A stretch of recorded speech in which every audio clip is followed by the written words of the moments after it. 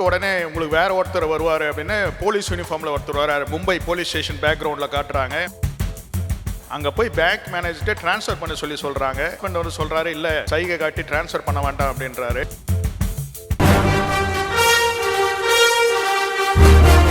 உண்மையாலுமே நிஜ நாயகன் அப்படின்னு தான் சொல்லணும்.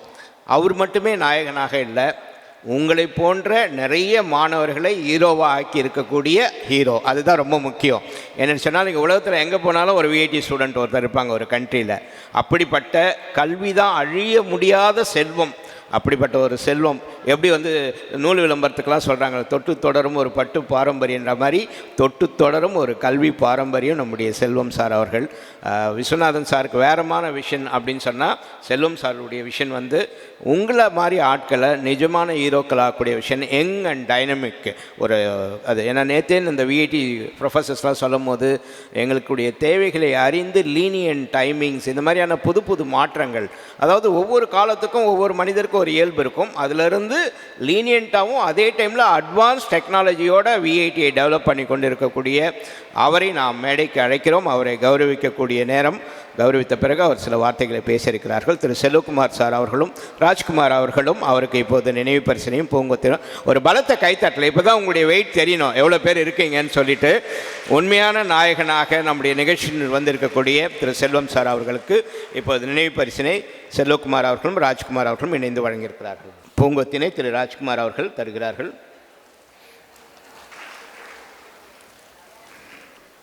ஸோ இப்போது விஐடியினுடைய வைஸ் பிரசிடென்ட் மிஸ்டர் செல்வம் சார் அவர்கள் உங்கள் முன்பு சில கருத்துக்களை சொல்ல இருக்கிறார். Good evening.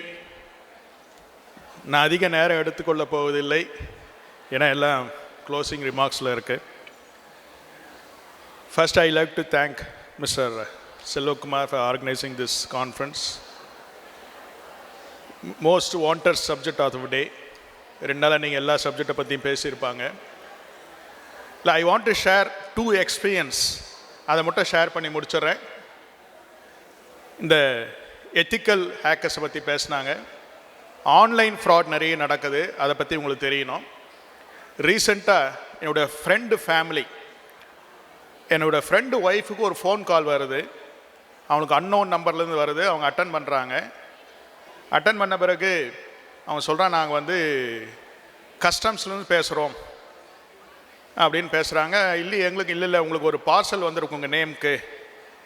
வந்தவொடனே இல்லை எனக்கு எதுவும் இல்லை, உங்கள் நேமுக்கு பார்சல் வந்திருக்கு, அது ஓப்பன் பண்ணால் ட்ரக்ஸ் வந்திருக்கு, உங்களுக்கு போதைப் பொருள் வந்து வெளிநாட்டில் உங்கள் பேருக்கு வந்திருக்கு அப்படின்னு சொல்கிறாங்க.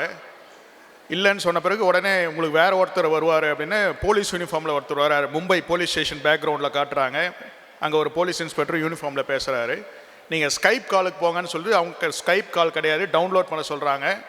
டவுன்லோட் பண்ண சொல்லி ஸ்கைப் கார்டில் ஆன் பண்ண ஒரு இன்ஸ்பெக்டர் யூனிஃபார்மில் நிற்கிறாரு.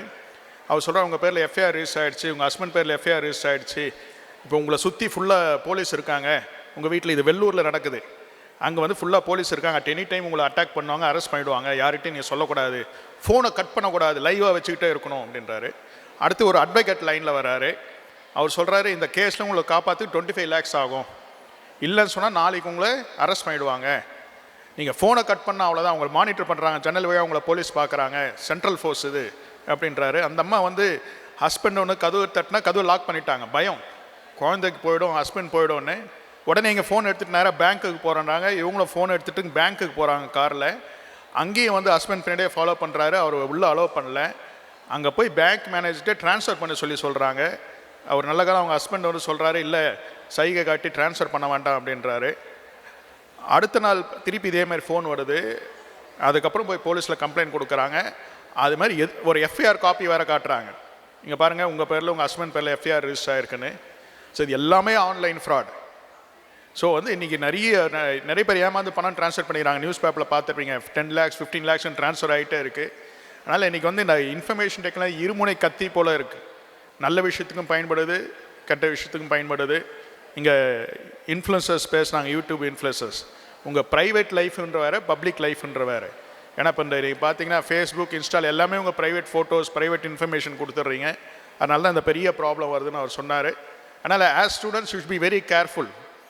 ஏன்னா இன்றைக்கி உலகத்திலே அதிகமாக யங்ஸ்டர்ஸ் இருக்கிறது இந்தியாவிலும் சைனாவிலும் தான். இப்போ ப்ரொஃபஸர் பேசும்போது சொன்னார், நம்ம வளரணும் அப்படின்னு. எஸ் நல்ல வழியில் வளரணும். நமக்கு வந்து 70% 80% யூத் இருக்காரணும், நல்ல வழியில் போகணுன்றதுக்காக தான்.